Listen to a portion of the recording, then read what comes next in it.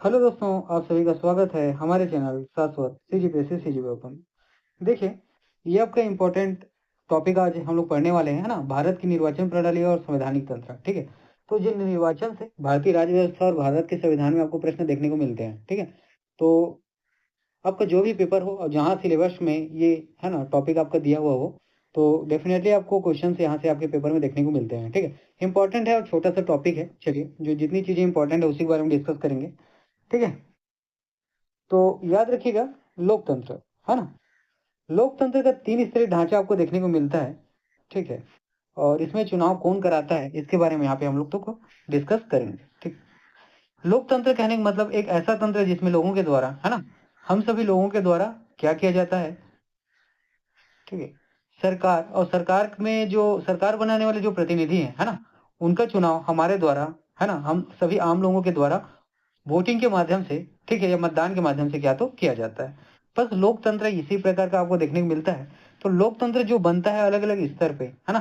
लोकतंत्र पूरा भारत के लिए एक ही है, लेकिन इसको इस तरीके से समझिए कि जो अलग अलग चुनाव होता है ना। चुनाव जैसे राज्य स्तर विधानसभा चुनाव, ठीक है। विधानसभा चुनाव हो गया, लोकसभा चुनाव हो गया, ठीक है। और जो स्थानीय चुनाव होते हैं, है ना, पंचायत के, उन सभी पे तो उसी चीज के बारे में यहाँ पे क्या तो दिखाया गया है, ठीक। तो यहाँ पे सबसे पहले आपको देखना है स्थानीय जो लोकल गवर्नेंस होते हैं, है ना, ग्रामीण स्तर पे।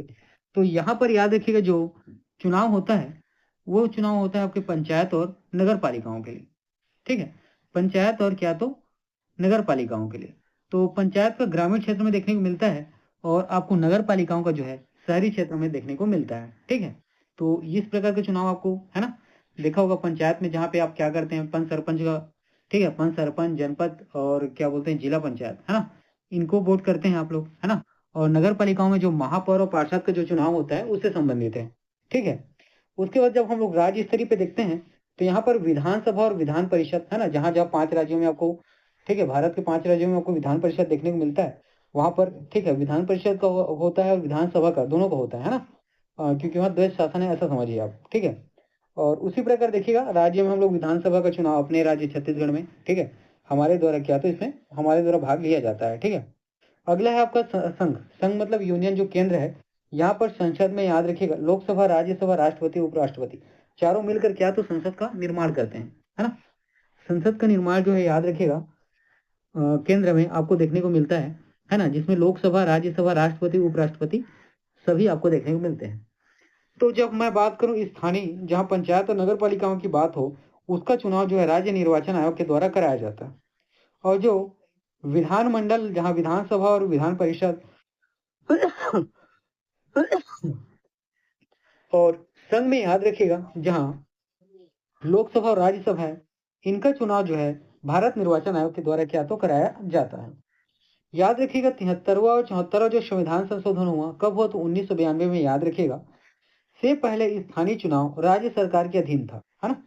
73वां और 74वां संविधान संशोधन 1992 हुआ, उसके पहले जो है ना, स्थानीय चुनाव जो है राज्य सरकार के अधीन था।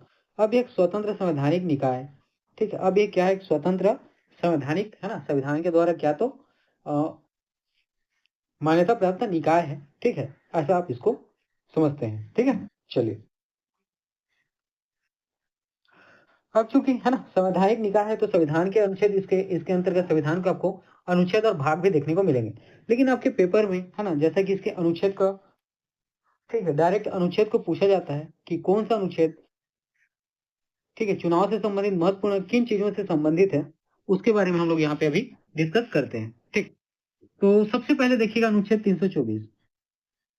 अनुच्छेद 324 के बारे में याद रखिएगा, भारत निर्वाचन आयोग की स्थापना की बात कही गई है। अनुच्छेद 324 में भारत निर्वाचन आयोग की स्थापना, साथ ही चुनाव का अधीक्षण, निर्देशन और नियंत्रण ये कौन करेगा, तो भारतीय निर्वाचन आयोग करेगा, ठीक है, ये कहा गया है। अनुच्छेद 324 में कहा क्या गया है कि याद रखिएगा, चुनाव का अधीक्षण, ठीक है, उसके संबंधित जो निर्देश और उसको नियंत्रित करने का जो अधिकार है या पावर है, ठीक है, वो भारत निर्वाचन आयोग के पास रहेगा। और साथ ही इसी के अंतर्गत आपको इसका क्या तो स्थापना देखने को मिलता है। उसी प्रकार अगला आप आगे बढ़ेंगे, तो 243 के में पंचायतों के लिए राज्य निर्वाचन आयोग की बात कही गई है ना। पंचायत में जो चुनाव होगा वो कौन कराएगा? तो राज्य निर्वाचन आयोग कराएगा। किसके तहत? तो अनुच्छेद 243 के तहत। ठीक है, फिर आगे बढ़ते हैं तो 326 देखते हैं। अनुच्छेद 326, यहाँ पर वयस्क मताधिकार की बात होती है। ठीक, वयस्क मताधिकार करने का मतलब क्या है कि जो चुनाव में वोट करेंगे उनकी आयु कम से कम कितनी होनी चाहिए? 18 वर्ष की होनी चाहिए। तो इसको कहाँ पे बताया गया? तो अनुच्छेद 326 में। अनुच्छेद 327 में आपको याद रखिएगा कि चुनाव से संबंध में कानून बनाने की जो शक्ति है वो किसके पास है? तो संसद के पास है। और इसका उदाहरण है आरपीए 1950 और 1951, है ना। अनुच्छेद 327 के अंतर्गत याद रखिएगा, चुनाव से संबंधित कानून बनाने की शक्ति किसके पास है? संसद के पास है। उसी प्रकार अनुच्छेद 243 जेड में याद रखिएगा, नगर पालिकाओं का चुनाव भी राज्य निर्वाचन आयोग के द्वारा क्या तो कराया जाएगा। इससे संबंधित, है ना, जो कानून है वो भी आपको अनुच्छेद 343 जेड में देखने को मिलते हैं। ठीक है, चलिए आगे बढ़ते हैं। देखिएगा, यहाँ पर जो इम्पोर्टेंट चीज है उसको ध्यान रखिएगा। जो भारत निर्वाचन आयोग है इसकी स्थापना कब की गई? तो 1950 में। और किस संवैधानिक प्रावधान के तहत किया गया? तो अनुच्छेद 324। ठीक है, इसका जो मुख्य होता है ना, अधीक्षण जो करता है वो कौन करता है? मुख्य चुनाव आयोग। और मुख्य चुनाव आयुक्त की सहायता के लिए अन्य सहायक चुनाव आयुक्त भी इनके साथ होते हैं। और जो मुख्य चुनाव आयुक्त और अन्य चुनाव आयुक्त हैं इनकी नियुक्ति जो है भारत के राष्ट्रपति के द्वारा की जाती है। और जो मुख्य चुनाव आयुक्त है इसका कार्यकाल 6 वर्ष या 65 वर्ष की आयु तक दोनों में से जो भी पहले हो वो होता है। कहने का मतलब देखिए यहाँ पे एक मतलब 60 साल का, एक कहना चाहिए 59 साल का व्यक्ति है ना। वो क्या करता है? अगर मुख्य चुनाव आयुक्त बनता है तो 65 साल तक ही वो क्या करेगा? ठीक है, इस पद पे रहेगा। ठीक है, ठीक, इस तरीके से आप समझिए। अगर मान लो कोई व्यक्ति, है ना, 65 साल का है, ठीक है, तो क्या हो सकता है? वो इसके लिए चुना नहीं जाएगा। ठीक है, वो इसके लिए क्या तो चुना नहीं जाएगा। ठीक है, मतलब 65 साल तक है, वायु है तो ठीक है, लेकिन 65 से जैसे ही 66 होगा वो इसके लिए क्या है? एलिजिबल नहीं रहेगा। ठीक है, तो कहने का मतलब उनका कार्यकाल जो है, एक व्यक्ति ऐसा है ना, जो मान लो यहाँ किसी को चुना गया, कोई 30 साल का है तो 6 साल तक क्या कर सकता है? अपना कार्यकाल चला सकता है। लेकिन कोई व्यक्ति 65 साल का या, है ना, 60 साल का है तब तो ठीक है। ठीक है, मतलब 65 साल का है तब तक ठीक है। ठीक है, 65 साल से ज्यादा हुआ मतलब 66 साल हुआ उस व्यक्ति की उम्र, तो क्या हो जाएगा? इसके लिए वो योग्य नहीं रहेगा। ठीक है, इस चीज को याद रखना। अब इसका जो है रिमूवल, जो इसको पद त्याग जो कराया जाता है, ठीक है, वो सीईसी को हटाने की प्रक्रिया के तहत, है ना, वैसे ही आपको यहाँ पे देखने को मिलता है। जो मुख्य निर्वाचन आयोग है ना, जो मुख्य निर्वाचन आयुक्त है सीईसी, इसको हटाने की प्रक्रिया क्या है? तो याद रखिएगा, सुप्रीम कोर्ट के न्यायाधीश को हटाने की जिस प्रकार की प्रक्रिया है, ठीक उसी प्रकार की प्रक्रिया जो है संसद में महाभियोग जैसी प्रक्रिया आपको देखने को मिलती है। किसको? तो मुख्य चुनाव आयुक्त को हटाने के लिए, है ना। तो मुख्य चुनाव आयुक्त को हटाने के लिए सुप्रीम कोर्ट का जो न्यायाधीश है उसको जिस प्रकार से हटाया जाता है, ठीक उसी प्रकार से मुख्य चुनाव आयुक्त को हटाया जाता है। ठीक है, ये मुख्य चुनाव आयुक्त के लिए केवल, लेकिन जो अन्य जो चुनाव आयुक्त हैं उनको जो है मुख्य चुनाव आयुक्त के परामर्श पर या उनकी सिफारिश पर सरकार के द्वारा हटाया जा सकता है। ये भी आपको याद रखना है ना। जो अन्य चुनाव आयुक्त हैं उनको इस मुख्य चुनाव आयुक्त के परामर्श या सिफारिश पर सरकार के द्वारा क्या तो हटाया जा सकता है। इतनी चीजें आपको याद रखनी है। चलिए आगे बढ़ते हैं। अब हम लोग बात करते हैं राज्य निर्वाचन आयोग के बारे में। तो ये क्या है? स्वायत्त और स्वतंत्र संस्था है। 73वां और 74वां संविधान संशोधन 1992 के तहत इसकी क्या तो स्थापना की गई। और इसका जो प्रमुख होता है ना, राज्य चुनाव आयोग, इसकी नियुक्ति जो है हर राज्य के या जिस राज्य में है उस राज्य के राज्यपाल के द्वारा क्या तो किया जाता है। ये आपको याद रखना है। और इसकी जो शर्तें और कार्यकाल है ये क्या तो डिफाइंड नहीं है, लेकिन राज्य विधानमंडल द्वारा इसको क्या तो निर्धारित किया जाता है। ये चीज आपको याद रखनी है। और इसको जो हटने की प्रक्रिया है ना, जो राज्य निर्वाचन आयुक्त को हटाने की प्रक्रिया है वो राज्य के हाई कोर्ट के न्यायाधीश को हटाने की प्रक्रिया के बिल्कुल समान है। ठीक है, बाकी ये सुनिश्चित किया जाता है कि राज्य सरकार अपनी मर्जी से उन्हें न हटा सके। ठीक, एक देखिएगा इससे संबंधित एक कोर्ट केस है ना, किशन सिंह तोमर केस 2006 का, ये आपको याद रखना है। इसमें सुप्रीम कोर्ट का जो फैसला किया जाता है कि राज्य चुनाव आयुक्त को पंचायत और नगर पालिका चुनाव में संचालन, ठीक है, जो भारतीय चुनाव आयोग है उसके समान शक्तियां क्या तो प्रदान की गई हैं। और राज्य सरकार को, ठीक है, राज्य चुनाव निर्वाचन आयोग के आदेशों का पालन करना ही होगा। ठीक है, चुनाव के दौरान। तो याद रखिएगा, चुनाव के दौरान आपको जो भारत निर्वाचन आयोग है और राज्य निर्वाचन आयोग है, दोनों की शक्तियां समान देखने को मिलती है। ठीक है, इतनी चीजें क्लियर हुई, आगे बढ़ते हैं। अब दोनों के बीच हम लोग जो डिफरेंशिएशन है उसको देखते हैं। ये आपका है भारत निर्वाचन आयोग और अगला आपको देख पाते हैं राज्य निर्वाचन आयोग। दोनों के बीच की जो अलग अलग है ना इंपॉर्टेंट चीजें, उसके बारे में हम लोग डिस्कस करेंगे। ठीक, तो सबसे पहले देखिएगा संविधान के किस भाग या अनुच्छेद में आते हैं। तो राज्य निर्वाचन आयोग जो है भाग 15 अनुच्छेद 300 माफ करिएगा, भारत निर्वाचन आयोग जो है भाग 15 अनुच्छेद 324 के अंतर्गत क्या तो स्थापित है। उसी प्रकार राज्य निर्वाचन आयोग जो है भाग 9 और या ऐसा कहें भाग 9A, साथ ही अनुच्छेद 243 के और 243 के से अनुच्छेद 243 जेड ए तक आपको देखने को मिलता है। ठीक है, तो राज्य निर्वाचन आयोग भाग 9A और अनुच्छेद 243 के से 243 जेड ए तक देखने को मिलता है। ठीक है, अब चुनाव कौन कराया जाता है, ये चुनाव किसका कराते हैं, ये आपसे देखा आपको पूछा गया। ठीक है, तो बताना है आपको कि भारत निर्वाचन आयोग जो है लोकसभा, राज्यसभा, विधानसभा, राष्ट्रपति, उपराष्ट्रपति का चुनाव इनके द्वारा कराया जाता है। और राज्य निर्वाचन आयोग द्वारा केवल पंचायतें और नगर पालिकाओं में की जो स्थानीय चुनाव होती है स्थानीय निकाय की, उसका क्या तो चुनाव कराया जाता है। ठीक है, इसके लिए जो नियुक्त प्राधिकारी है वो किसके द्वारा नियुक्त किया जाता है, इसको यहाँ पे आपको देखना है। तो सबसे पहले आपको ध्यान देना है, जो भारत निर्वाचन आयोग का जो प्राधिकारी है उसको राष्ट्रपति के द्वारा नियुक्त किया जाता है, और राज्य निर्वाचन आयोग का जो प्राधिकारी है उसको राज्यपाल के द्वारा नियुक्त किया जाता है। अगला देखना है कि इनको हटाने की जो प्रक्रिया है, तो भारत निर्वाचन आयोग के जो आयुक्त है उसको हटाने की प्रक्रिया सुप्रीम कोर्ट के जज के समान है, जबकि राज्य निर्वाचन आयोग के आयुक्तों को हटाने की प्रक्रिया हाई कोर्ट के जज के समान है, आपको याद रखना है। ठीक है, अब दोनों निकाय जो है राज्य निर्वाचन आयोग और भारत निर्वाचन आयोग का जो अधिकार क्षेत्र है पूरी तरीके से स्वतंत्र है। ठीक है, और भारत निर्वाचन आयोग का राज्य निर्वाचन आयोग पर किसी भी प्रकार का कोई नियंत्रण नहीं है। ठीक है, बस इतनी चीजें याद रखना। चलिए आगे बढ़ते हैं। देखिए, जब हम लोग क्या करते हैं, वोट डालते हैं ना, मतलब वोट आपका जो डालना होता है उसको क्या कहते हैं, मतदान प्रणाली कहा जाती है। हाँ ठीक है, तो इसमें जो चीजें होती हैं, ठीक है, दो प्रकार का मतदान का जो तरीका है। ठीक है, एक FPTP है ना, सर्वाधिक वोट से जीते, जिसको क्या किया जाता है आपके द्वारा है ना डायरेक्ट वोट किया जाता है। दूसरा होता है क्या तो आपका अनुपातिक प्रतिनिधित्व। ठीक है, तो दो तरीके से वोट का जो सिस्टम है उसको हम लोग देखेंगे। तो जिस उम्मीदवार को सबसे ज्यादा वोट मिलते हैं वह जीतता है, भले ही 50% से कम हो।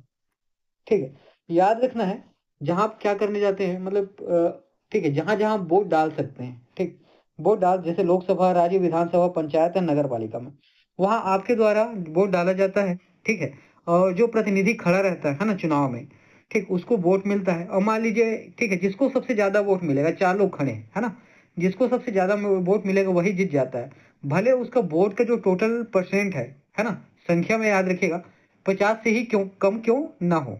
ठीक है, ये चीज याद रखिए। कहने का मतलब देखिए, मान लीजिए यहाँ पे मैं 4 लोग लगता हूँ, एक को 10 वोट मिला, 10%। ठीक है, 1 मिनट पहले इसको मुझे ठीक करने दीजिए। देखिए, मान लीजिए 1, 2, 3, 4, 4 लोग हैं, इसको 10 मिला, इसको 30 मिला, इसको 40 मिला, इसको 20 मिला। ठीक है, तो सबसे ज्यादा ये 30 वाले को मिला है 40, तो ये क्या है, जीत जाएगा। ठीक है, जीत जाएगा, 50% से कम है तब भी जीत जाएगा। ठीक है, बस ऐसा है। अब यहाँ पे ध्यान दीजिएगा।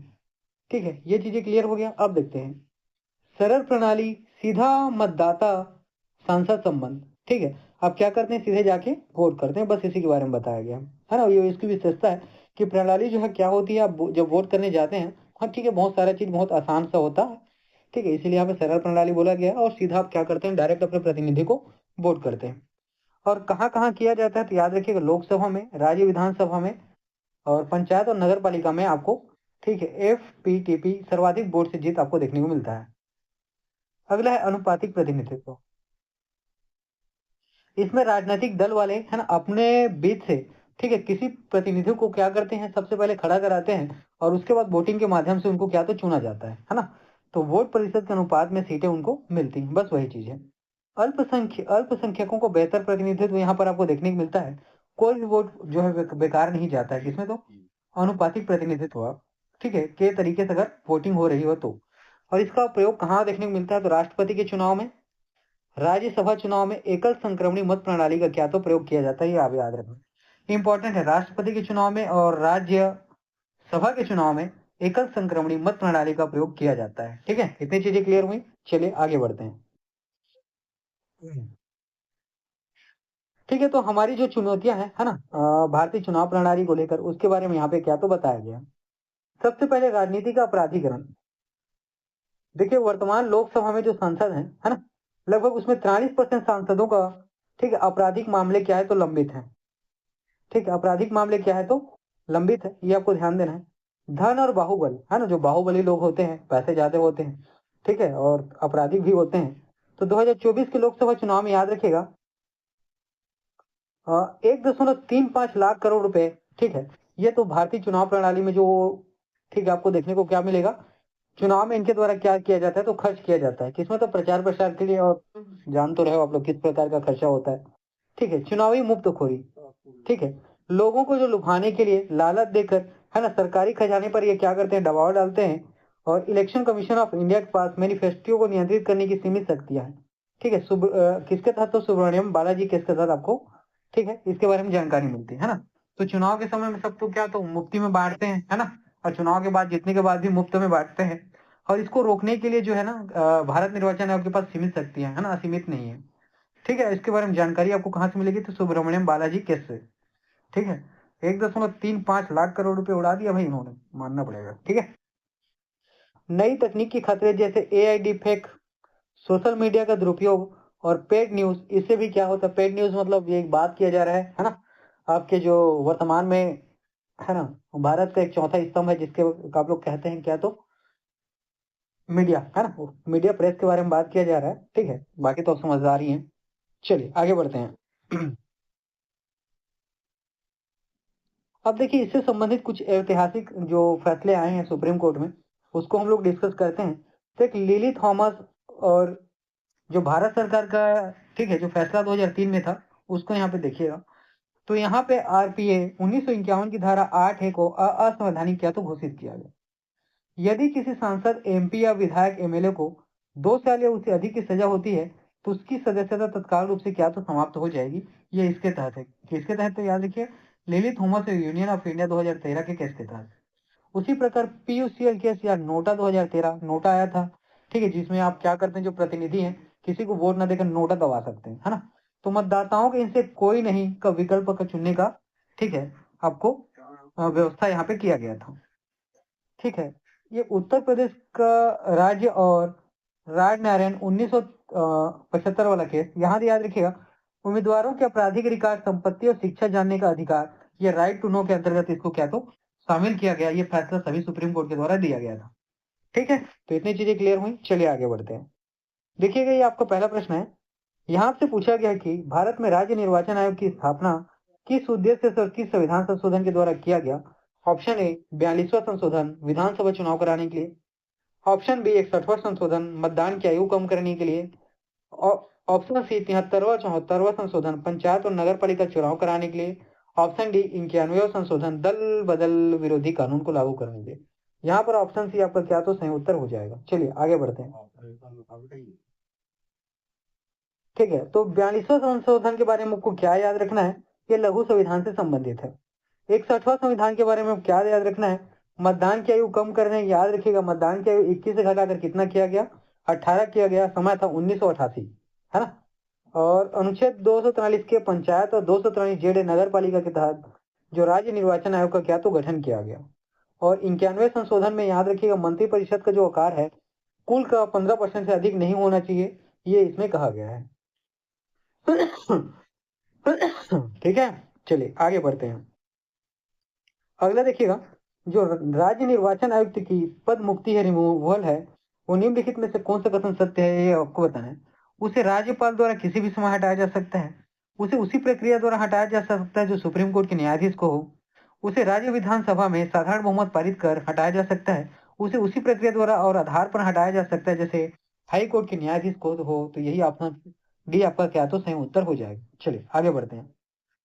तो देखिएगा यहाँ पे, देखिए राज्य निर्वाचन आयुक्त की नियुक्ति भले ही राज्यपाल के द्वारा होता है, लेकिन राज्यपाल उसे क्या तो सीधे नहीं हटा सकता। ठीक है, ये चीज याद रखना है। उसको हटाने के लिए है ना, जो उस राज्य का जो हाई कोर्ट है उसका जो न्यायाधीश है, सेम प्रक्रिया के तहत उसको हटाया जाएगा। ठीक है, इतनी चीजें क्लियर हुई। आगे बढ़ते हैं।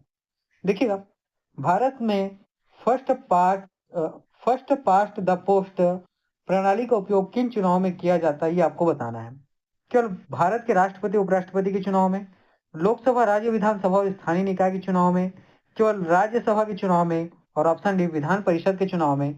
तो यहाँ पर याद रखिएगा ऑप्शन बी राज्य विधानसभा और स्थानीय निकाय, यही क्या तो आपका है ना सही उत्तर हो जाएगा। ठीक है, चलिए देखिएगा। तो FPTP सर्वाधिक वोट प्रणाली है। ये प्रणाली प्रत्यक्ष चुनाव डायरेक्ट इलेक्शन में क्या तो उपयोग किया जाता है। जीतने वाले को केवल अन्य से अधिक वोट चाहिए, ठीक है, चाहे वो 50% से कम क्यों ना हो। PR जो है अनुपातिक प्रतिनिधित्व को क्या बताता है, राष्ट्रपति उपराष्ट्रपति राज्यसभा विधान परिषद का चुनाव इसके तहत होता है। ये चुनाव जो है क्या होता है, अप्रत्यक्ष होता है। एकल संक्रमणी मत पद्धति के माध्यम से PR प्रणाली का क्या तो उपयोग किया जाता है। ठीक है, इतनी चीजें क्लियर हुई। ठीक है दोस्तों, आज का क्लास इतना ही। सारी चीजें इंपॉर्टेंट है, आपके पेपर में आपको बिल्कुल पूछा जाएगा। ठीक है, और ऐसे ही आप पढ़ते रहिए। और एक चीज और है ना, जिनको बहुत ज्यादा डिटेल में एक एक चीज बेसिक में थ्योरी के फॉर्म में पढ़ने हैं, वो मुझे टेलीग्राम के माध्यम से कॉन्टेक्ट करेंगे। मैं उन्हें वहाँ पेड क्लासेस अवेलेबल कराऊंगा। ठीक है, उसको पढ़ने के लिए आपको मुझे कुछ पैसे क्या तो पे करने पड़ेंगे। ठीक है, तो चलिए आज की क्लास इतना ही।